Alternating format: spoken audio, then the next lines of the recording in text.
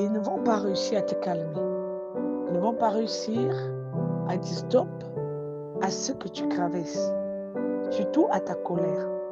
N'hésitez pas de nous suivre chaque jour dans notre En chaîne, réalité, les pour gens mieux ne développer vont pas votre vie et réussir à votre calmer ta conscience, colère, pour mieux tout avancer simplement dans le parce qu'ils ne christianisme. connaissent pas la N'oubliez pas profondeur de soutenir la fondation avec un don. de Merci. celle-là qui t'amène à devenir une personne remplie de rage. La colère que tu as en toi et que tu manifestes par certaines petites habitudes ou bien par des crises. Les gens n'arrivent pas à comprendre pourquoi ces crises. C'est normal pour eux. Ils ne sont pas dieux. Ils ne peuvent pas comprendre ce que tu as dû traverser et la profondeur de ta blessure. Les amis, il m'arrivait des moments où je pleurais et je tremblais à l'intérieur de mon propre âme parce que je n'arrivais pas à croire à la trahison dont je faisais face. Après avoir fini de faire face à ce genre de trahison, je me rappelle un jour, les amis, je suis allée voir un curé d'une paroisse, ce monsieur qui m'a tellement compris et qui m'a consolé, qui m'a ramené à la raison et qui m'a fait comprendre que il y a une situation que je dois faire face, je ne veux pas. Dans la vie, pour mieux avancer, il faut faire toujours face à certaines situations qui doivent nous amener à grandir. Et surtout, le Christ n'abandonne pas ce genre de personnes. Ce qui est sûr, c'est que le Christ a quelque chose à faire dans ma vie.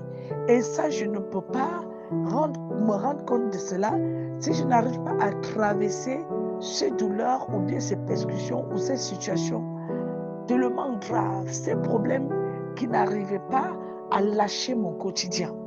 Les amis, il faut que vous appreniez à comprendre que votre douleur est la faiblesse que vous ressentez face à une décision que vous devez prendre. C'est une sorte d'émotion qui vous emprisonne, qui vous empêche de vous regresser et de mieux capter les liens positifs qui sont liés à ce qui vous opprime, qui vous rabaisse et à ce qui vous écrase. Le poids de ce qui vous écrase est plus fort.